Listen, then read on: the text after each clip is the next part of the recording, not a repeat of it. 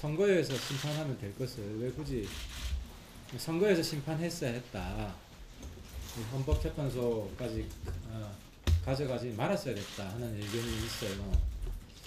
근데 이제 그 부분은 저도 부분적으로 동의합니다.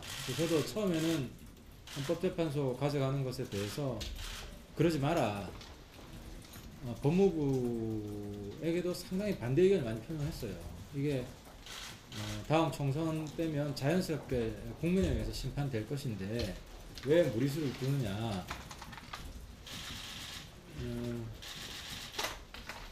근데 이제 그런 기본적인 정신에 동의하면서도 그 법무부가 헌법재판소에 해산 청구한 것에 대해서 끝까지 반대 못한 이유가 있습니다. 그 이유는 뭐냐면 이제 첫 번째는 통진당이 이석기 그 아로 사건이 있고 나서 전혀 반성하거나 좀 그 혁신하려는 노력을 전혀 보이지 않았습니다. 오히려 그 통진당 이야기대로 일탈이라고 하면 이석기 세력의 일탈이라고 하면 통진당 스스로 그걸 분리해내는 노력이 있어야 되는데 분리하고 단절하려는 노력은 전혀 없고 일방적으로 감쌌죠. 옹호하고 비호하고 마치 이 국민들이 보면 이석기 세력과 통진당은 한 몸이다 라는 것을 확인해 주는 것처럼 통진당이 거당적으로 이석기 세력을 지원했습니다. 그 과정을 보고 통진당은 자정 능력이 없는 집단이다. 그래서 선거를 통해 국민에 의해서 심판되면 제일 좋겠지만 그렇더라도 법무부가 현재의 심판 청구를 하는 것에 대해서는 반대는 할 수 없겠다. 위헌 정당이기 때문에 하는 생각이 있었습니다. 그리고 이제 그 다음에 통진당 쪽에서 나오는 반론이 또 있잖아요. 그 중에 하나가 왜 하필 이 청와대가 코너에 몰려있는 비선호 이런 시기에 이 시기에 하느냐. 정치적 판결이 아니냐. 그 문제는 제가 이제 답변할 때 상당히 통진당스럽다. 그러니까 통진당의 이제 뿌리가 그 정신적인 뿌리가 북한의 주체사상인데 북한은 아시다시피 상권 분립이 없고 수령이 시키는 대로 사법부 다 알아서 하지 않습니까? 시키는 대로. 그런 맥락에서 우리 한국 사회를 여전히 보고 있다. 그래서 헌법재판관들도 대통령이 시키면 하는 것처럼 이런 아직도 우리 사회가 독재 치하에 있는 것처럼 생각하고 있다. 그런 사고방식, 낡은 사고방식이 여전히 통진당에 있다는 것 자체가 통진당 해산의 정당성을 오히려 확인해 주는 것이다. 아시다시피 이번 판결은 세기적 판결입니다. 역사적 판결이고 전 세계가 주목하고 있는 판결입니다. 그리고 판결에 참가한 헌법재판관 개개인들이 명예가 다 걸려있는 겁니다. 후대가 다 알게 되는 겁니다. 그래서 헌법재판관의 법률적인 상식과 양심에 따라서 판결할 수밖에 없는 것이고 그거를 뭐 몇 년밖에 안 되는 대통령 임기에 몇 년밖에 안 되는데 그것 때문에 자기의 법률적 양심을 버린다? 그건 우리 사회 수준을 너무 얕잡아보는. 그 다음에 또 하나가 아로 판결이 대법원에서 아직 나지 않았는데 어떻게 헌재가 그 아로를 근거로 해산 판결을 할 수 있느냐. 그 부분은 그렇습니다. 이제 아로의 쟁점이 있죠. 아로의 조직적 성격, 반국가단체 이런 부분이 성립되느냐. 그리고 아로가 내란 음모냐, 내란 선동이냐, 아니면 내란 뭐 그런 거 한 거 없느냐. 이런 쟁점이 있습니다. 근데 그 쟁점이 헌법재판관 판결에 영향을 끼치지 않았다는 것이 판결문을 보면 확인할 수 있습니다. 헌법재판관이 중요하게 생각한 것은 그 쟁점을 떠나서 공유하는 사항이 있습니다. 첫 번째는 이석기와 그 추종 세력의 회합이 있었다.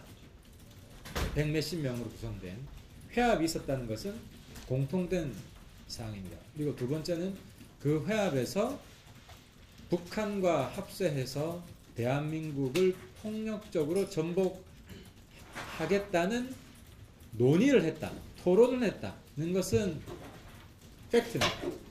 그래서 이 팩트만으로도 헌법재판관들의 판결에 충분히 영향을 끼친 겁니다.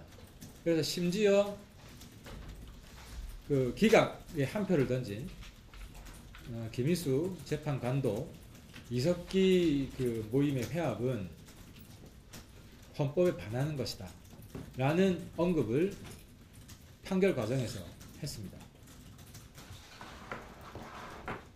그리고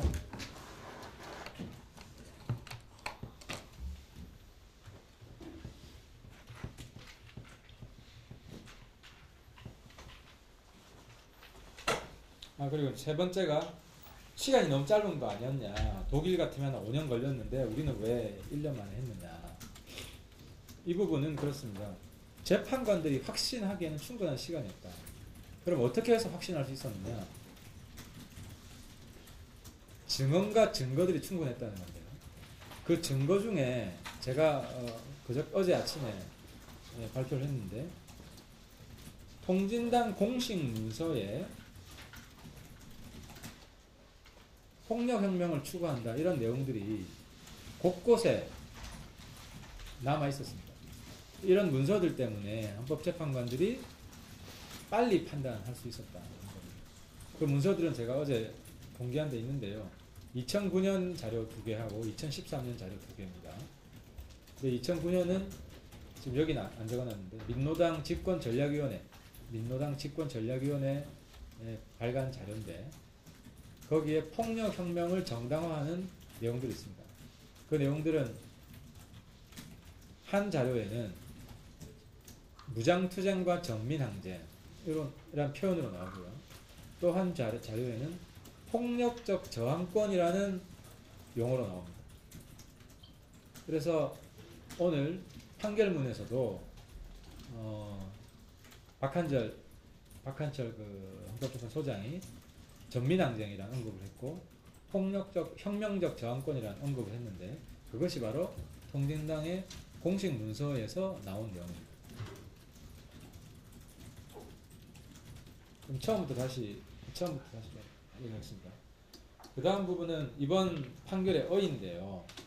첫 번째 어휘는 민주화 운동 내에 숨어있던 반민주 파시즘 세력을 분리해낸 겁니다. 우리 80년대 시작된 민주화 운동 이면에 종북 폭력 세력이 있었습니다. 종북 폭력 혁명 세력이 있었는데 그 세력들이 민주화 운동 그늘하에서 민주화 운동으로 위장하면서 지금까지 버텨왔던 겁니다. 그게 통진당이고 그리고 야당도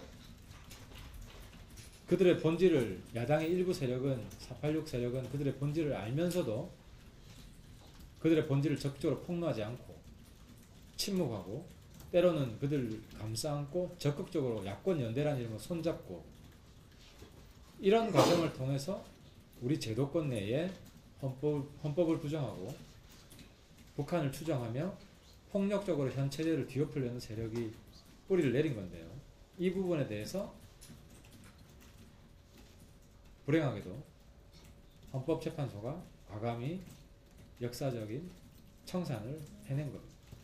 그리고 두 번째는 이제 우리 정치권이 과거가 아닌 미래를 논해야 된다 하는 메시지를 준 것이라고 봅니다.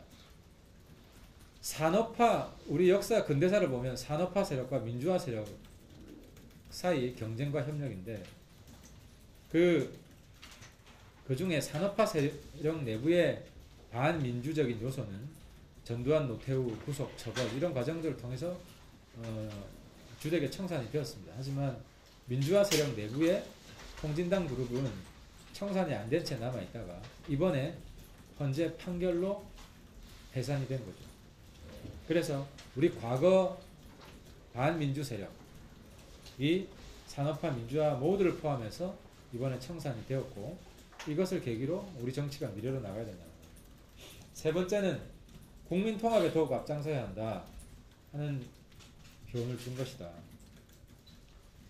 통진당의 이런 반미, 종북, 폭력, 혁명 노선 때문에 우리 사회 곳곳에 국민들의 갈등, 소모적이고 파괴적인 국민들의 갈등이 있었습니다. 예를 들면 광우병 사태를 주도한 것도 통진당 세력이고, 천안함을 북한 소행이 아니다라고 음모론을 퍼뜨린 것도 통진당이 앞장섰고,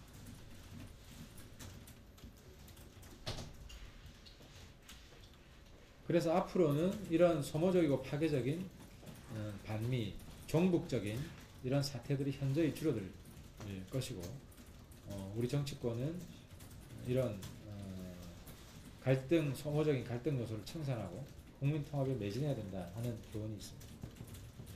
그 다음에 또 하나가 이제 왜 8대1로 압도적이냐 이렇게 나오는데 많이 궁금해들 하는데요. 이제 현재 소송한 중간쯤만 하더라도 한 5대 2대 2 이런 이야기들이 나왔습니다. 이제 보수 쪽 5, 중간에 2, 기각에 2. 그 중에 이제 기각 쪽에 원래 이정미 재판관이 있었다는 설이 있습니다. 있는데 김영원 씨 등 그 전향자들, 통진당의 내부 실체를 잘 아는 전향자들의 증언의 영향이 컸다 생각이 바뀌는데, 그리고 두 번째로는 아까 말씀드렸지만 통진당 공식 문서에서 무장투쟁, 혁명적 저항권 등 폭력혁명 추진 내용을 확인했다는 것도 이런 압도적인 표차이가 난 원인 중에 하나입니다. 그리고 법무부가 아주 법리를 잘 구성을 했습니다. 예를 들어서 통진당에서 주장했던 이석기나 뭐 다른 1심의 왕대산 이런 거는 일부 세력의 일탈이지 통진당 당의 공식적인 활동으로 볼 수 없다 하는 것을, 이건 일부 세력 일탈이 아니라 통진당 활동의 일부분이다, 통진당 활동으로 귀속된다 하는 법리를 잘 구성했습니다. 그 법리의 핵심은 이런 그 1심의 왕대산, 이석기 아로 등의 활동이 일탈이 되기 위해서는 통진당이 공식적으로 분리를 해야 되는데, 아까도 말씀드렸지만 분리하지 않고 노골적으로 감쌌다, 당이 공식적으로 감쌌다 하는 것이 주요하게 작용했습니다. 그리고 민노당과 통진당의 비승계성, 민노당과 통진당은 다르다 하는 게 이제 이정희 대표의 그때 논리였는데, 이 부분도 그 민노당의 강령에서 핵심인 진보적 민주주의가 그대로 승계되고, 또 인적 구성에 있어서도 상당 부분 승계됐고, 더 추가로 이석기 세력이 지하에 있다가 통진당 시절에는 지상으로 와서 이적성, 반헌법성이 더 강화됐다 하는 내용이 핵심적으로 참고된 것 같습니다.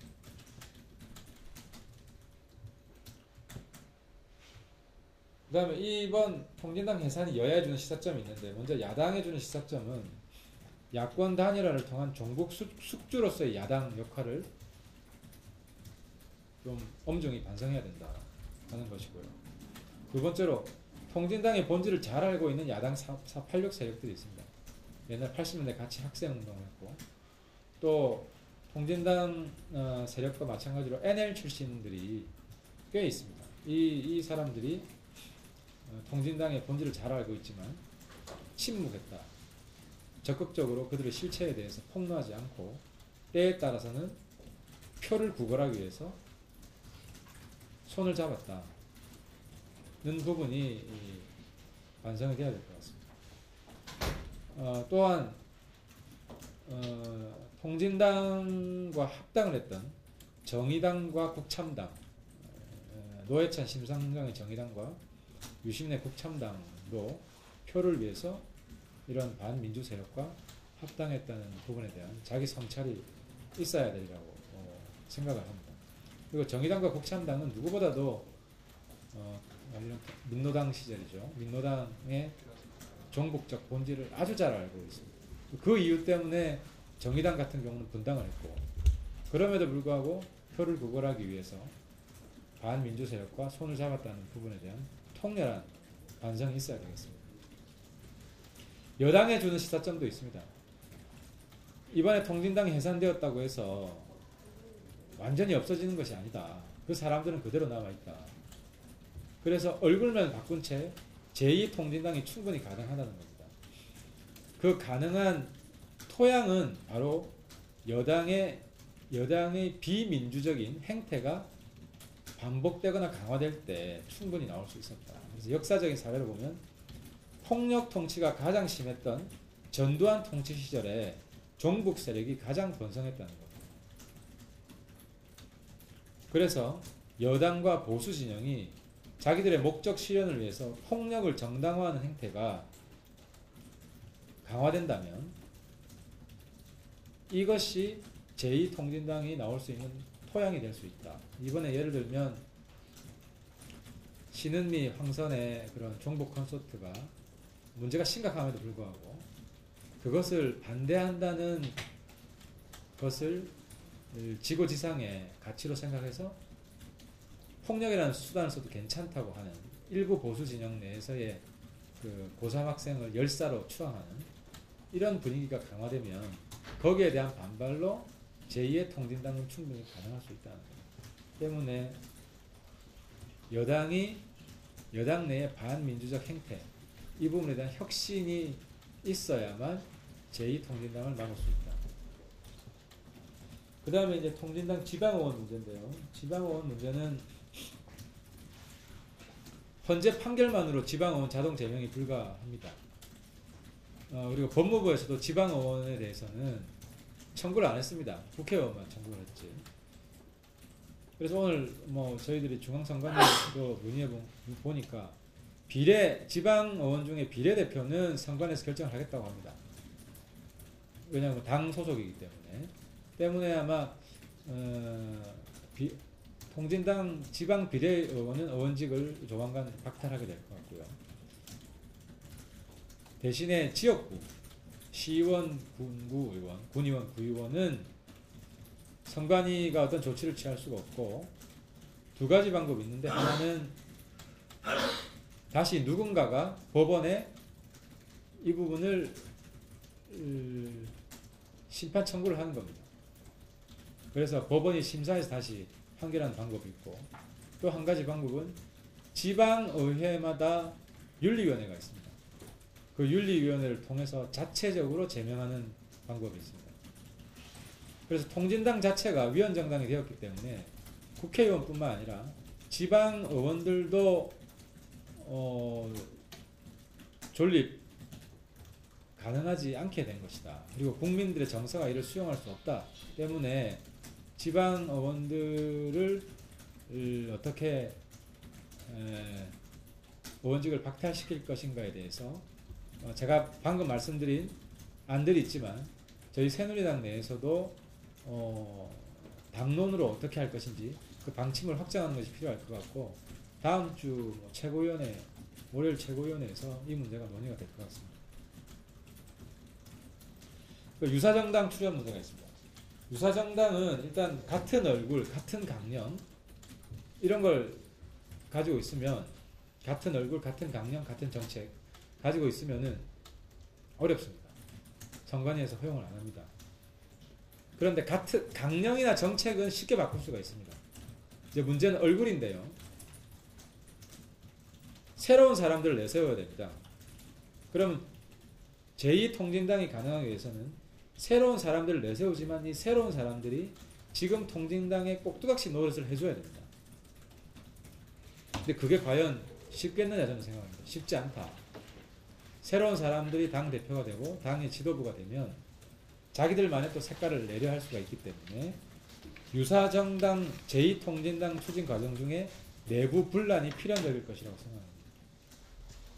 그리고 이제 마지막인가요? 이건 이제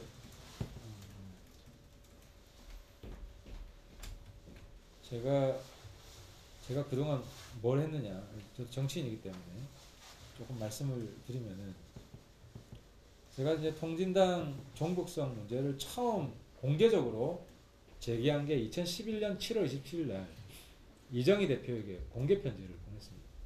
이건 이제 조선일보 칼럼, 전면 칼럼을 통해서 보냈고, 왜냐면 이정희 대표가 저희 학교 1년 후배고, 그래서 당시 편지에서 종북 좌파는 처참한 역사적 운명에 처할 것이다. 이정희 대표가 종북에서 벗어나라 하는 조언을 한 적이 있습니다. 그 이후에 제가 책을 썼습니다. 종북 실체를 폭로하는 2011년 9월에 민주주의는 국경이 없다. 그리고 그 이후에 제가 2012년 4월 선거에 출마를 했고, 출마를 하면서 당시에 전혀 알려져 있지 않았던 이석기에 대해서 제가 처음으로 공식적인 문제 제기를 했습니다. 그래서 이석기 이 당시 후보죠. 후보는 그 통진당 후보 중에 북과 연결된 지하당의 조직원 출신이 5명 이상 있고, 그 중에 한 명이 이석기이다 해서 이 이석기 문제가 이때부터 수면 위에 부상을 합니다. 그리고 이정희 대표가 대선 후보로 나왔을 때 다시 이정희 대표에게 2차 공개 편지를 보냈고요. 그 이후에 정말 많은 언론사를 상대로 종북 세력에 대한 인터뷰를 했습니다. 문화일보, 조선일보, 세계신문, 중앙일보, 심지어 한겨레 신문. 그리고 2013년 9월에 이석기 사태가 발생하고 나서 이석기의 아로 내부의 메커니즘 등을 언론에 밝혔습니다. 그리고 2013년 9월 4일날 이석기 의원 국회 체포동의안 처리를 할 때 제가 여당을 대표해서 체포동의안 처리를 해야 된다는 발언을 했습니다. 본회의에서 했습니다. 그 외에 뭐 TV 토론, 언론 인터뷰 등 계속했고, 그리고 이게 뭐 통진당하고 직접적인 관련이 있다는 물증은 없는데 2013년 12월 3일날 부산 기장의 제 사무실로 식칼이 배달되었습니다. 그래서 하태경 죽는다. 그 내용을 보면 북한이거나 혹은 종북 세력이 보냈다는 내용의 표현들이 있습니다. 그래서 민족의 존엄에 도전하는 하태경,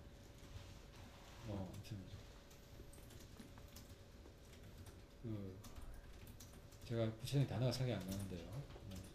처단할 것이다 해서 그런 내용이 있었습니다. 그리고 최근에 다시 이제 통진당 해산 관련된 비밀 교육 교재를 제가 처음으로 발굴해서 언론에 공개를 했고, 이 내용이 헌법재판관들 판단에 어느 정도 영향을 끼쳤을 거라고 보고요. 바로 며칠 후에 울산 아로로 추정되는 문건을 공개를 하고 검찰에 고발을 했습니다. 수사해달라고. 그 다음에 어제 통진당에서 공식적으로 낸 문건들을 분석을 해서 통진당 해산이 확실하다, 최소한 6대3 이상이다, 이상으로 판결될 것이다 하는 해산 직전에 마지막 간담회를 했습니다. 이상 마치겠습니다. 질문 있으면 주시고요.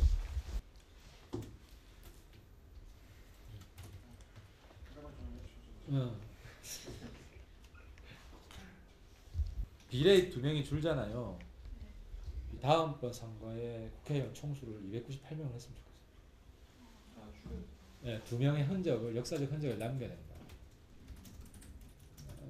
그래서 이 2명은 우리 국회의 치욕이었고, 우리 국회의 정말 수치였다.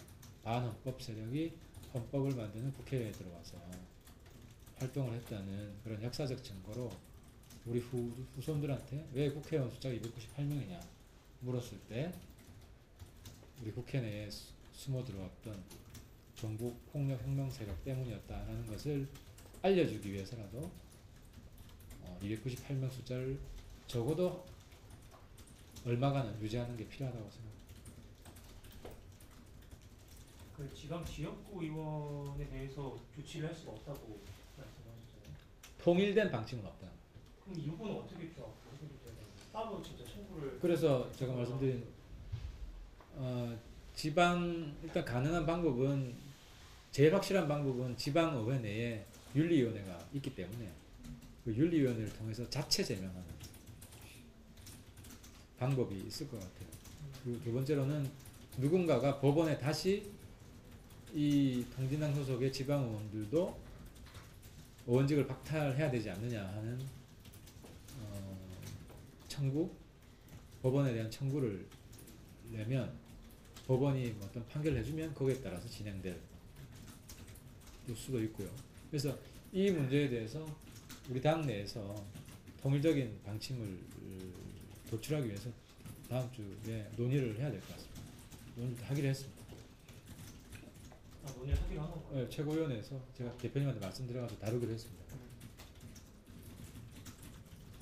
무소속 유지를 하는 거죠. 그래서 시간이 좀 걸릴 것 같고 진통이 있을 것 같습니다.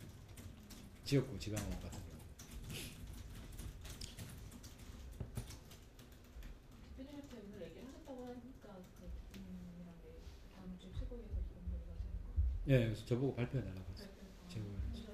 내용 동의를 하시는 뭐 비슷한 맥락인데 주말에 좀 보완되는 거 있으면 첨부해서.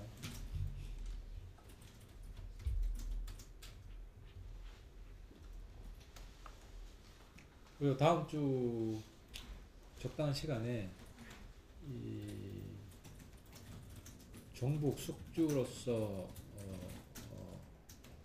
야당의 종북 숙주로서 역할 그리고 북의 어떤 지령에 의해서 이런 야권 연대가 된 과정을 입증하는 문서를 공개하려고 추가 문서가 있고 지금 내용을 좀 준비하고 있습니다. 그래서 야권이 그 정의당, 뭐 국창당, 지금 새정치연합이 왜 이 사건에 대해서 역사적인 반성을 해야 하는지 그걸 입증할 수 있는 문서를 공개하려고 합니다.